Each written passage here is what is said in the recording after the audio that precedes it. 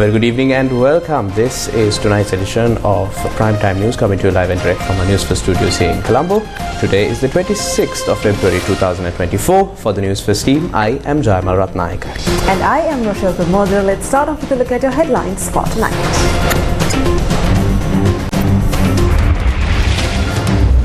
Deshabandhu Thennakoon appointed as 36th Inspector General of Police. Karandeniya Chief Public Health Inspector shot dead. Will resign and join the people if pressurized by India over Indo-Lanka fisher folk issue, says Fisheries Minister. No confidence motion moved against the Speaker. Parliament Sectoral Oversight Committee recommends electricity tariff reduction by at least over 20%. Minister Nimal Siripala De Silva and State Minister Sisira Jayakodi face opposition over lack of solutions. Hari, all the Akiagan, right? Madi Nuali, Hari. Sorry.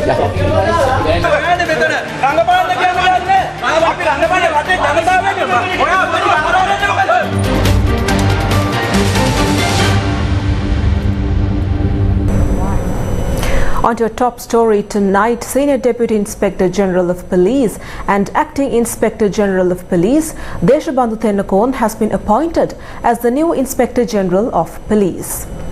This appointment is in compliance with the stipulations outlined in the Constitution of the Democratic Socialist Republic of Sri Lanka, was made pursuant to the authority vested on President Ranil Wickremesinghe. Secretary to the President Saman Ekanayake presented the official appointment letter to Deshabandhu Thennakoon this afternoon at the Presidential Secretariat. Since the 29th of November 2023, Thennakoon served as the acting IGP. Deshabandhu Thennakoon joined the police service in 1998 as an assistant superintendent of police. On to more local news, the motive behind the shooting of Chief Public Health Inspector of the Karandeniya MOH Division, Roshan Kumara, remained unclear as of this afternoon. Two motorcyclist gunmen opened fire at Roshan Kumara and fled the scene.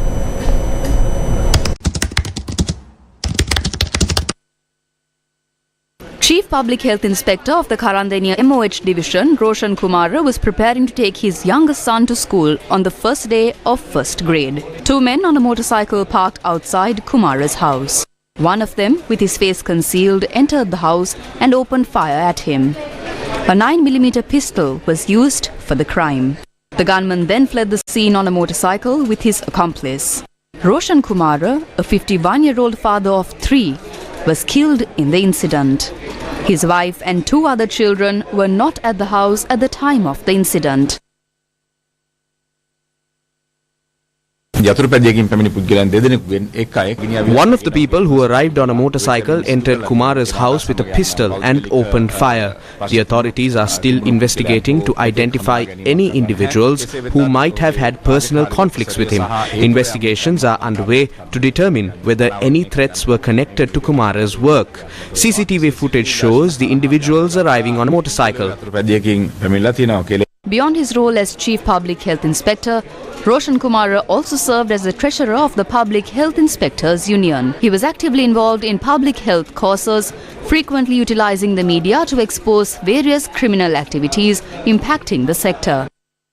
සමතල වෙන්නේ නැත්තම් මතු පිට sauce එක අනිවාර්යෙන් ඒකේ ගම් එක දුඹුරු සීනි අරන් බැලුවාම දුඹුරු සීනි එකේ සමහර ඒ වගේ තියෙන්න ඕන ජාත්‍යන්තර එක 1500යි 2500 යනකම් වැඩි වර්ණක දාපු ඒවා තමයි තිබුණේ පොල් තෙල් වල පාට තියෙන එකක් ගන්න පොල් තෙල් වල සුවඳ තියෙන එකක් ගන්න. The Public Health Inspectors Union called for an immediate formal investigation into the shooting.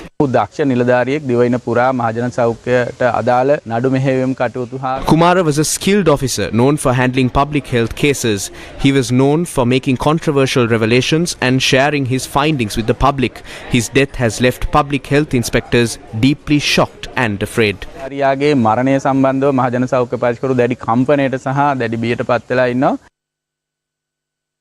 Following preliminary investigations, including those conducted by the magistrate, Roshan Kumara's body was transferred to the Alpitia Base Hospital.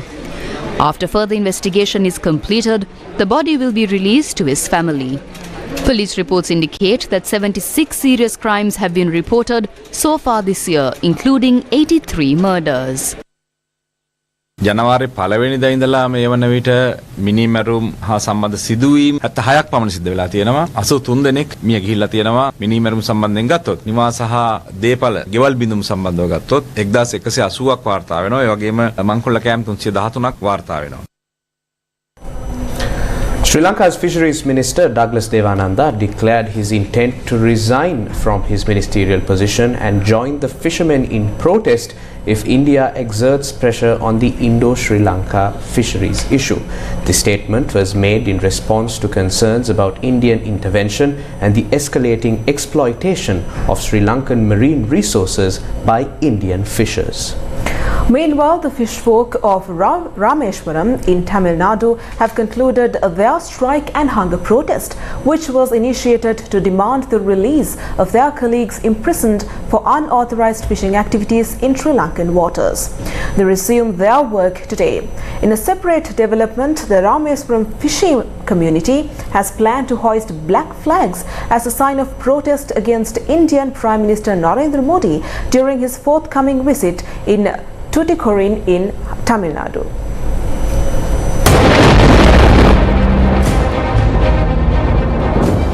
Indo-Lanka fishing controversy. What is the fishing controversy between India and Sri Lanka? Fisherfolk from Rameshwaram have been engaging in a strike exceeding a week, demanding the release of 4 of their counterparts from Tamil Nadu and other fishermen who have been incarcerated in Sri Lanka. This protest escalated into a continuous hunger strike over 2 days. Earlier this month, on 2 separate occasions, the Kites magistrate handed down sentences to 4 Tamil Nadu fishers who were apprehended by the Sri Lankan Navy for encroaching upon the Sea of Sri Lanka and engaging in fishing activities. 3 of these individuals were sentenced to imprisonment for violating the country's territorial waters using GPS technology. This punitive action was taken as these fishermen previously released on suspended sentences were found to be repeating the same offences. However, the protests were suspended yesterday evening following a meeting between the fisherfolk and Kadarbacha Muthuranglingam, a representative of the ruling Dravida Munnetra Kalaham party, acting on behalf of the Tamil Nadu state government. Last Tuesday, the Rameshwaram fisherfolk had initiated steps to surrender their state documents pertaining to their profession to the government. This action was subsequently abandoned in light of assurances given by the officials. Despite resuming their work today, the fisherfolk of Rameshwaram announced their intention to stage a protest tomorrow. They plan to form a human chain along the coast of Pamban in Tamil Nadu to express their dissent. Simultaneously, the fishing community in Jaffna is mobilizing towards the Sri Lankan coastline, ready to hoist black flags in a planned demonstration. This protest is aimed against the incursion of Indian fishers into the Sea of Sri Lanka and the subsequent depletion of local marine resources. They suspended their protest after the assurances given by the Indian government. They would come to our waters tomorrow and engage in fishing. Our fisherfolk are in distress. If they do not stop this, the situation may turn worse. On the 3rd of March, we will move to the maritime boundary and raise black flags in protest. In the current scenario, questions are being raised about the mechanisms through which Indian fishermen gain access to Sri Lankan waters and the subsequent exploitation of marine resources. M. Hakim, senior lecturer of the University of Colombo, recently shed light on this issue. He highlighted the detrimental impact on our nation's sovereignty resulting from the unauthorized entry of Indian vessels into Sri Lankan maritime territory. India bottom trawler solvom. They use a method called bottom trawling. By 2 in the afternoon, all of them are at the Indian maritime boundary.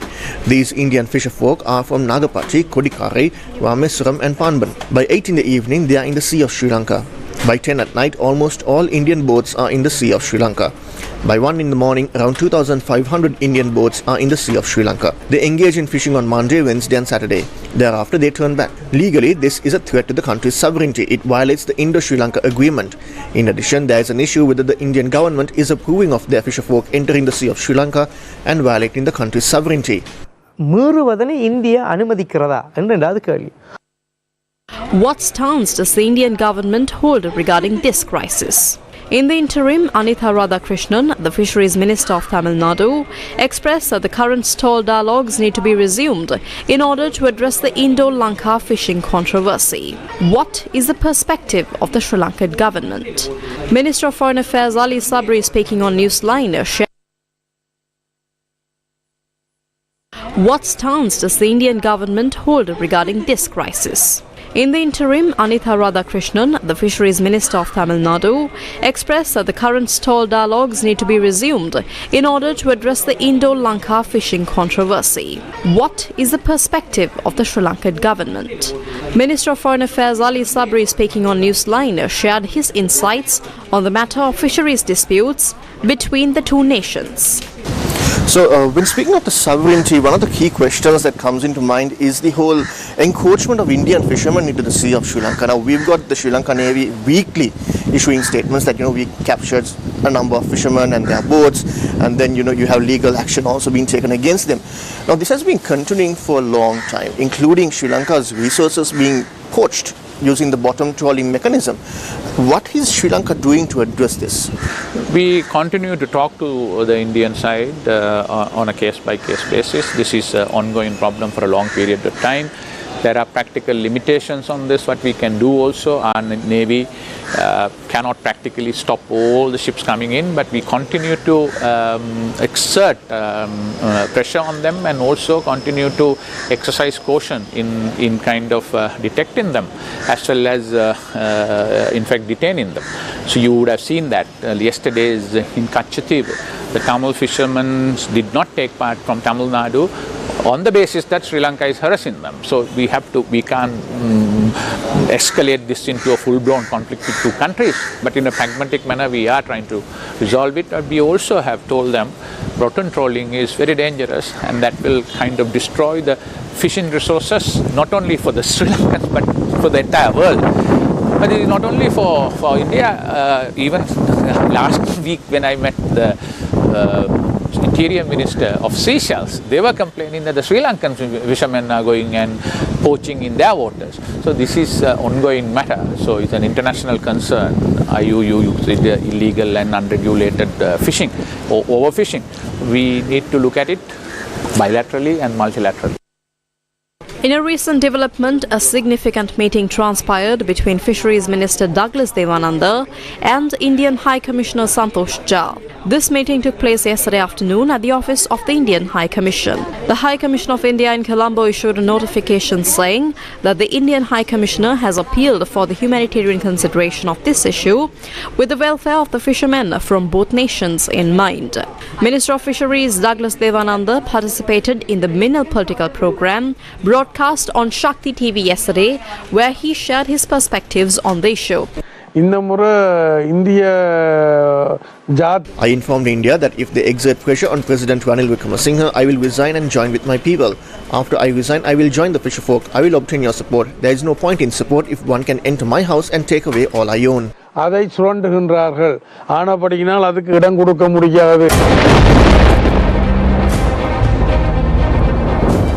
Indo-Lanka fishing controversy. A meeting called for by Minister Nimal Siripala de Silva to discuss issues pertaining to Sri Lankan Airlines ended this evening with no definite solution. The labour unions expressed vehement opposition to the minister's persistent assertion that the company ought to be divested. The minister had called the meeting following concerns over flight delays experienced over the weekend.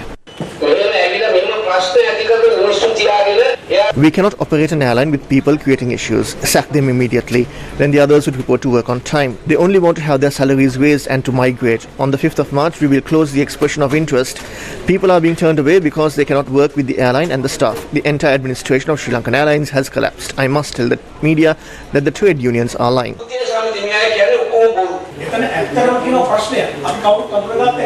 We asked for time and the minister did not give us an appointment. At that time, the airline price was low. A good aircraft could have been purchased for $111 million. A lease was less than $2 million US, but today the cost is over $4 million US.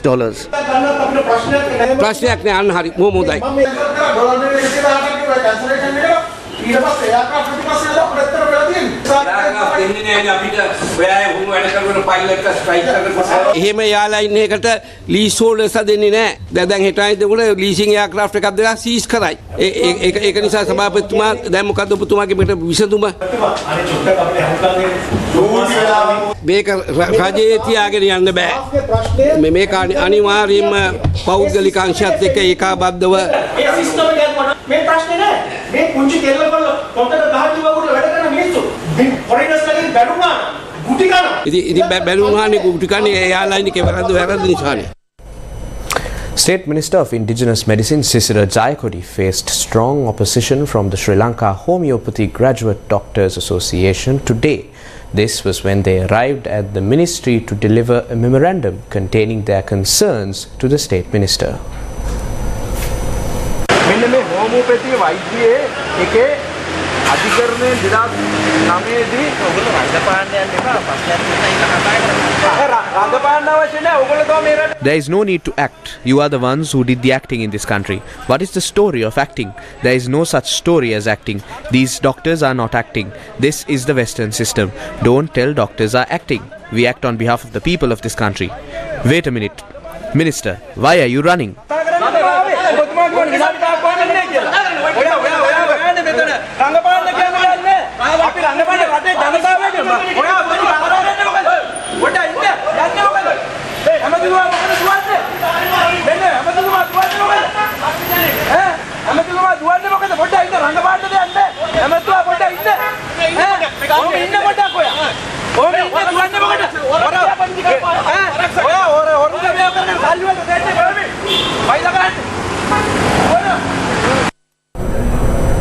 A vote of no confidence against the Speaker was initiated by the Samaki Janabala Vegya. They began gathering signatures for the motion today. The Samaki Janabala Vegya, led by opposition leader Sajith Premadasa, gathered at the opposition leader's office in Colombo today to sign the motion. Professor G.L. Piris from the Freedom People's Alliance, M.A. Sumandiran from the Ilange Tamil Arasu Katchi, Chandimavira Kodi, Shan Vijayalal de Silva, who work independently in the opposition, signed the motion. The motion cites various reasons, including the Speaker's failure to appropriately present the amendments proposed by the Supreme Court for the online safety bill before its passage. The motion also accuses the Speaker of violating the Constitution, parliamentary standing orders and the privileges of parliamentarians. මාර්ගගත සුරක්ෂිතතා පනත සම්මත කර ගැනීමේ ක්‍රියාවලිය තුල කතානායකවරයාගේ ක්‍රියාකාරකම පිළිබඳව අපි සියලු දෙනාගේ We, the opposition, are very unhappy with the Speaker's action regarding the Online Safety Act. We are letting everyone know that we no longer trust him. We will discuss this matter at the next meeting of party leaders. We also want to debate this in Parliament soon because we believe the Speaker has lost our trust and therefore does not have the right to continue in that position. ඒ තනතුරේ කටයුතු කිරීමට ඔහුට අයිතියක් නැtei කියන එක අපි පාර්ලිමේන්තුවේදී ඔප්පු කරන්නට බලාපොරොත්තු වෙනවා. අකමැත්තෙන් ගත්ත පියවරක්. This is a reluctant move, but we have no choice. We cannot remain silent. Our parliamentary democracy, protected for 3.5 years, is under serious attack due to the actions of Speaker Mahinda Yapa Abeyewardene. A speaker cannot carry out executive duties. If the government applies the same policy used for the Online Safety Act to the anti-terrorism bill, the result would be the complete disregard of the Supreme Court's role and the rule of law. And that is why we say that he has neglected his duty to Parliament. This puts Parliament under the grip of the executive. If we allow it, we will no longer be able to protect the fundamental rights of the people. ඒකට අපි ඉඩ දුන්නොත් මේ රටේ මූලික අයිතිවාසිකම් පවා රැකගන්න පුළුවන් කමක් ලැබෙන්නේ නැහැ. Leader of the Sri Lanka Podujana Peramuna, former President Mahinda Rajapaksa, said that the SLPP supports the Speaker. The Samaki Janabala ප්‍රමුඛ විපක්ෂය මේ කතානායකවරයාට විරුද්ධ විශ්වාස භංගයක් අත්සන් කරනවා. ඔබතුමාලගේ මොකද ක්‍රියාමාර්ගය? අපි කතානායකතුමාට පක්ෂව ඉන්නවා. ඒ කියන්නේ සමගි ජනබලවේගය ගේන විශ්වාස භංගය පරාජය කරනවා. අනිවාර්යෙන්. When's the election? As the theme suggests, when is the election? And will the next election be a presidential poll or a parliamentary election? Wazir Abeyewardene, the chairman of the United National Party, addressed this query in Galle and stressed that the presidential election is scheduled to proceed as planned. The president declared that the presidential election will take place this year and it will go ahead as planned. The people are amassing to ensure that this time around a historic election win is secured. Ranil Wickremesinghe will secure the highest number of votes in Sri Lanka's history. It is not politics. It will be a process leaving aside politics. When's the election? Who will the SLPP support at the presidential election and who will be their candidate? MP Namal Rajapaksa responded to this question. We believe that whoever is selected by the party to be the candidate should be the one that loves the country, protects national assets and protects the supporters of the SLPP. That is our position. When's the election? Sri Lanka's Foreign Minister, President's Counsel Ali Sabri, speaking to Newsfirst, said that Ranil Wickremesinghe should be named as the candidate for the presidential election. ඔබේ මතය අනුව පොදු ජන පෙරමුණේ මීළඟ ජනාධිපති අපේක්ෂකයා රාජපක්ෂවරයෙක්ද එහෙම නැත්නම් රනිල් වික්‍රමසිංහ මැතිතුමාමද? මම දන්නේ පක්ෂයෙන් තාම I do not know that. The party has not reached an official decision. However, personally, given that the economic reforms need to be taken forward, we need to select a person from the pool of candidates. But nobody is perfect. However, I strongly believe that Ranil Wickremesinghe should be given another term. Ranil Wickremesinghe මහත්මයාට තව කාලයක් ලැබුණොත් හොඳයි කියන්නේ. ඒ කියන්නේ ජනාධිපති අපේක්ෂකයා රනිල් වික්‍රමසිංහ මැතිතුමා වුණොත් හොඳයි කියන්නේ. ඔබ පක්ෂයි කියලා කියන්නේ. අනිවාර්යයෙන්. ඔබේ අනුමත කරනවා. ඔව්. ඒ කියන්නේ ඔබතුමාලා ගෝඨාභය රාජපක්ෂ ජනාධිපතිතුමාට ලබා දුන්නු 69 ලක්ෂයක ජනවර්ම මේ ගෙනියන්නේ.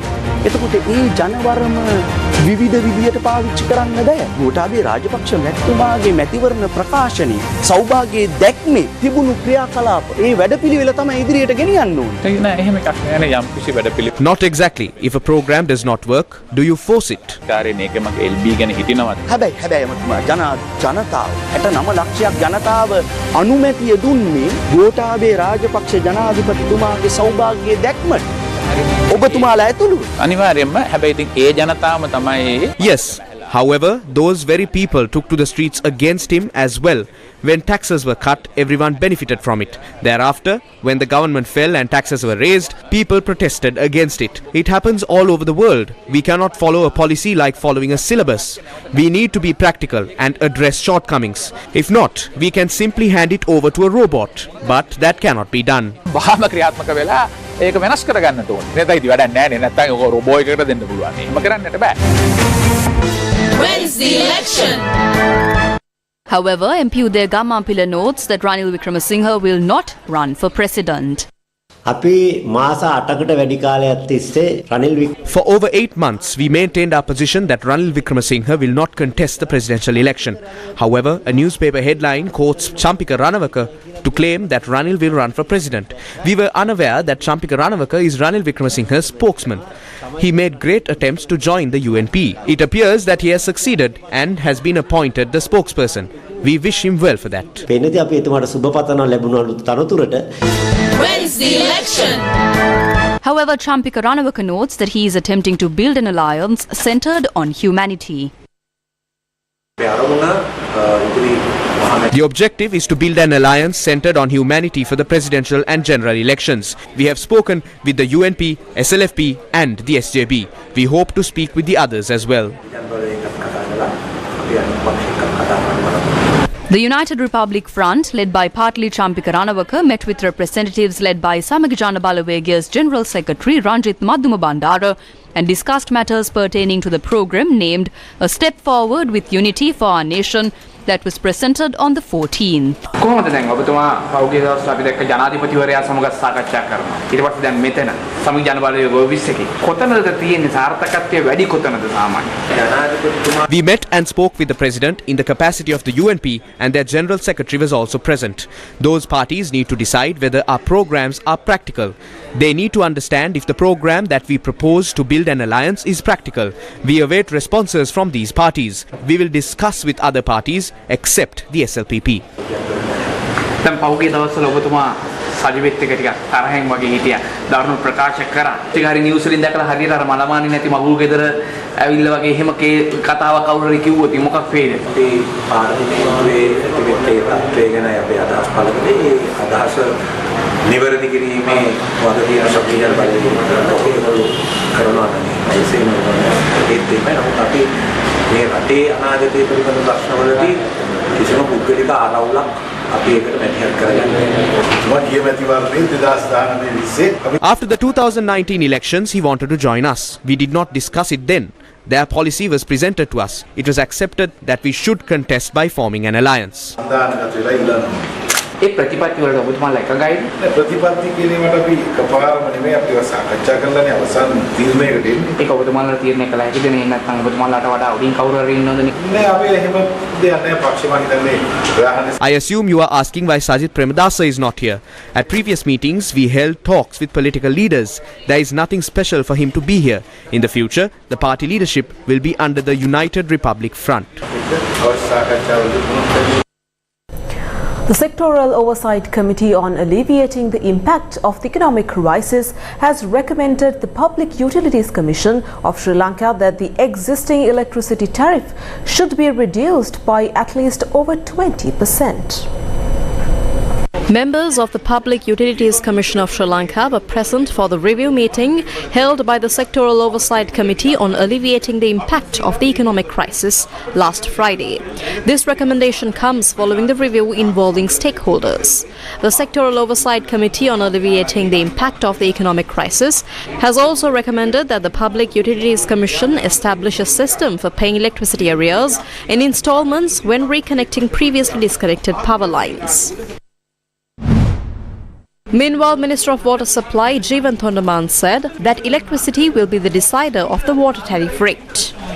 So electricity is one of our main variables in that formula, one of the main components. That will be the decider on the water tariff rate.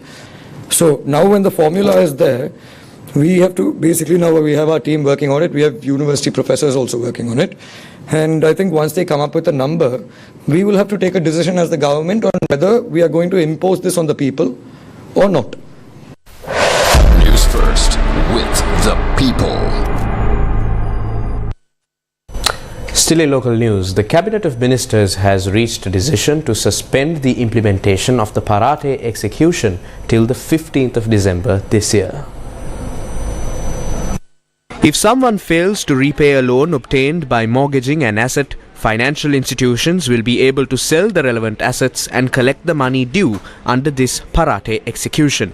A proposal to temporarily suspend the implementation of the law was submitted during today's cabinet meeting by the President in his capacity as the Minister of Finance, with the involvement of the Minister of Justice and the Minister of Industries, and it was approved.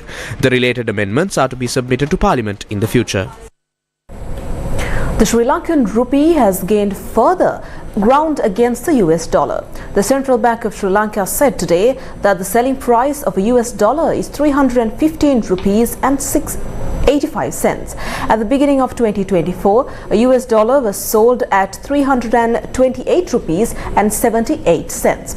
Compared to the beginning of this year, the rupee has strengthened by nearly 4% against the US dollar in the past 2 months.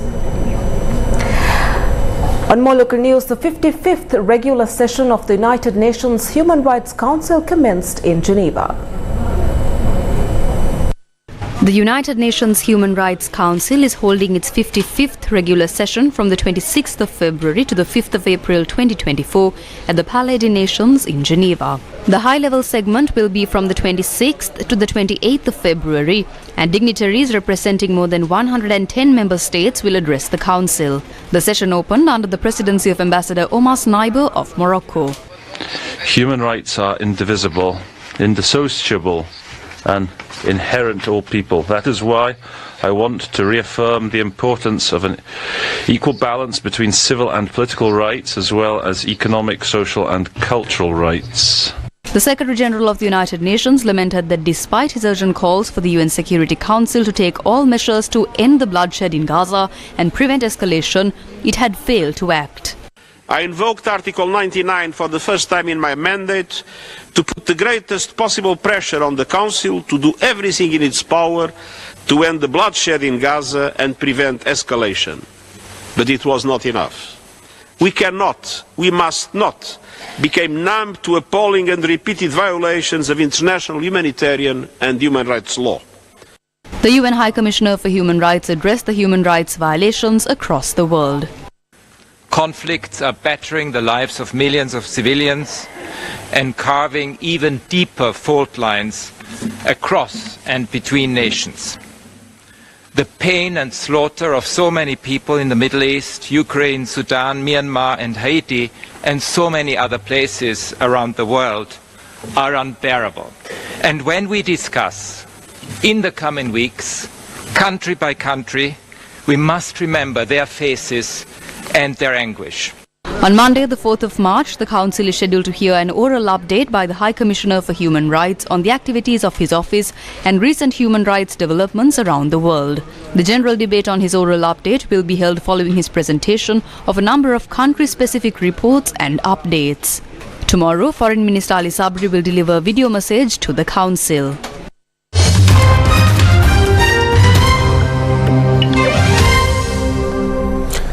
The Taliban have enforced a ban on women and girls from engaging in phone communication with radio and television outlets in Khost province.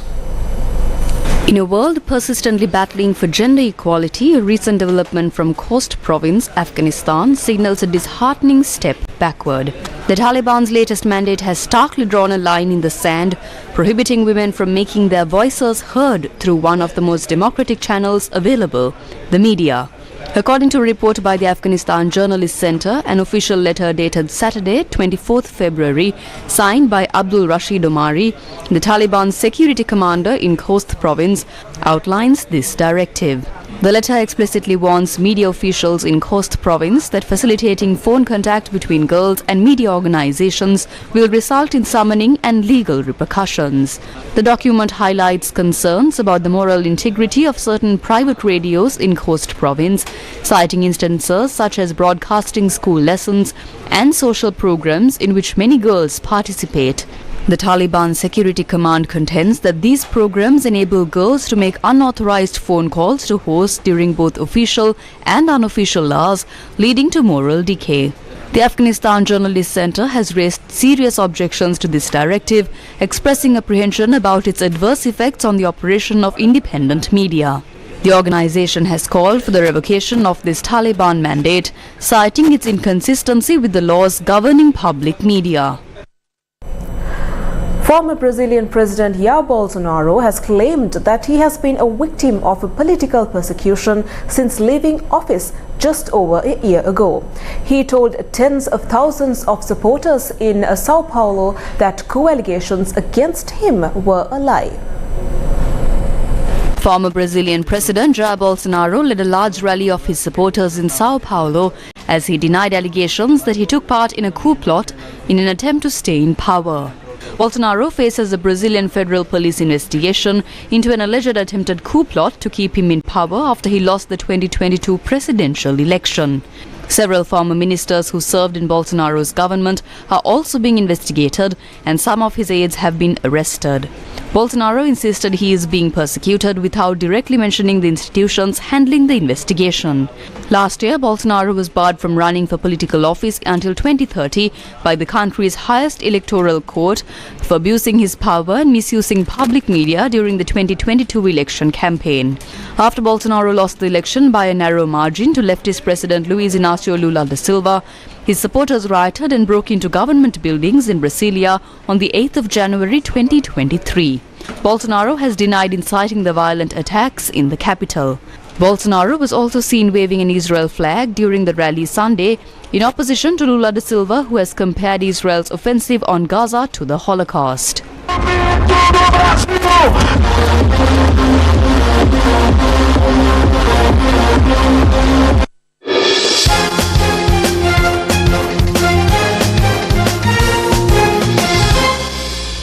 The 8th annual tour of Jaffna, aimed at restoring the past and building the future, also dubbed Ride for Ceylon, will be flagged off on the 28th of February. The local and international riders met in Colombo yesterday for preparations. Ride for Ceylon, a charity cycle ride through Sri Lanka, began in 2017 as Riders for Charity has chosen to redevelop and expand the historic Green Memorial Hospital in Manipai in the war-gutted Jaffna. The charity aims to rebuild lives and communities devastated by 3 decades of civil war. The project also aims to promote Sri Lanka as a top tourist destination, to showcase its splendor and attributes, encouraging visitors and avid riders, thereby boosting the economy. But our ultimate goal is to create an advanced medical infrastructure in Sri Lanka, care for the whole nation. It must be noticed that all of you contribute to the success of the ride and the gradual completion of each section of the hospital. It's a journey and it takes real commitment and teamwork to accomplish these goals. This year, Ride for Ceylon will be a 4-day, 475-kilometer bike ride, taking place from the 28th of February to the 2nd of March. The ride will start from Kandy in the central province of Sri Lanka and will finish in Manipai in the northern province in Jaffna. The ride is also supported by Sri Lanka's tourism sector to promote SOS Sri Lanka and attract tourists to Sri Lanka. Amal International School held its annual Sports Meet 2024 in Colombo yesterday. The event saw enthusiastic participation from students, faculty and esteemed guests. Students from various grades and houses displayed their athletic capabilities in a variety of events, from track and field events to other sports. Once again, for our winners, green are in the lead. The sports meet of Amal International School is a very significant and momentous annual event, highly acclaimed and celebrated by our students, teachers and parents and all of the stakeholders, including members of Board of Management. House Aksa of Amal International School emerged victorious, earning the cheers and applause of their fellow students and teachers.